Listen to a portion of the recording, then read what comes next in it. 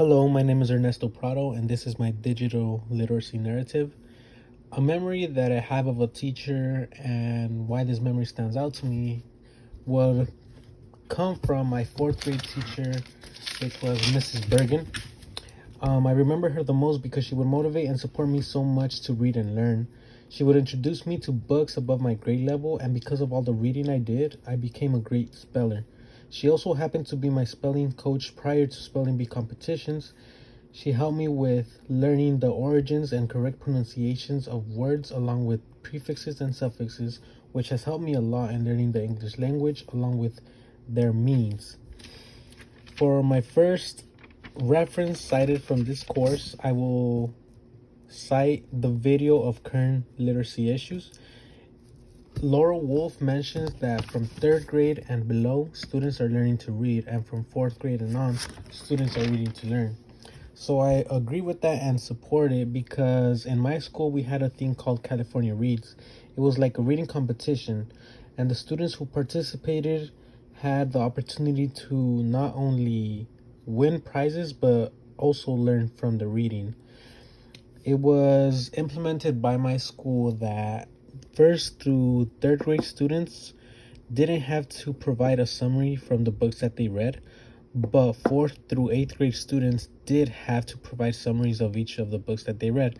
So this just goes to show that it is true that students who are in grade levels first through third are only learning how to read, while once you get to the fourth grade, you transition to reading to learn. And that is why the students in my school that were in grades fourth through eighth, they had to provide a summary of the books that they read in order to show that they were actually learning from their reading.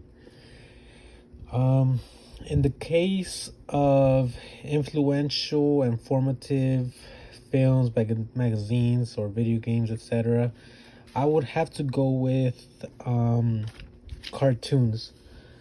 As a child, every day after coming home from school, I would watch Blue's Clues and Cyberchase. Those shows, those cartoons helped me learn the meanings of words by providing images that connected to the words. They mattered to me because I was learning while enjoying the cartoons that I watched.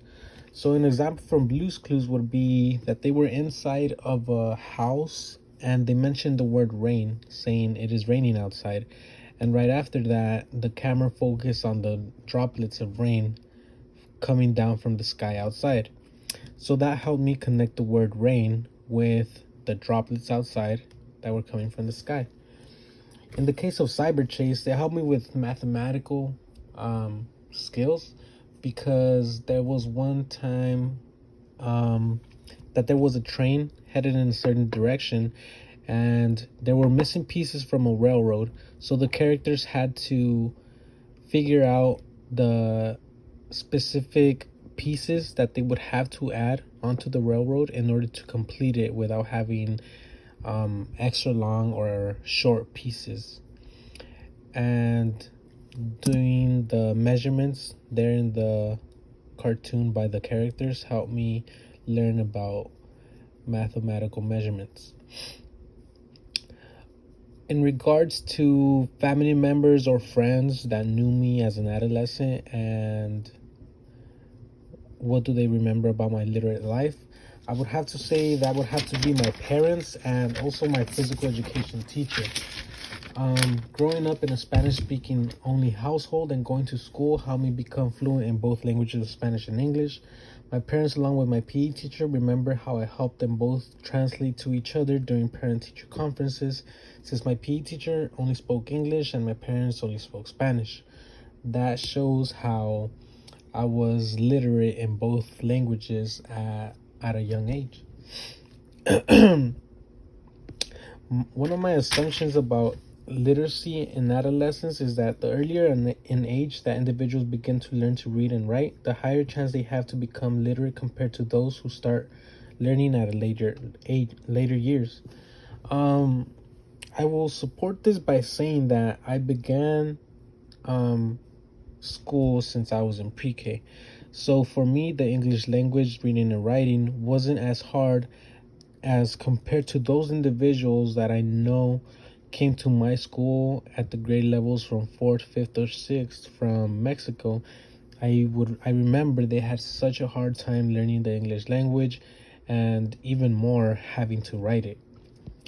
So socially, it is my interactions with academic professionals that have shaped my perspectives and understanding of literacy. I have learned so much from them throughout my educational years, and therefore have become a better student and individual, hopefully a professional someday, just like them. And for my second reference, it comes from reading Adolescent Literacy. It is mentioned that in order to successfully support literacy development, teachers should implement multiple assessment methods that demonstrate students' strengths as well as weaknesses. And I completely agree with that, because by teachers knowing their students' strengths and weaknesses, they will be able to focus on the areas where the students need the most help. That will help the students be balanced in all areas rather than be good at some and not so good at others.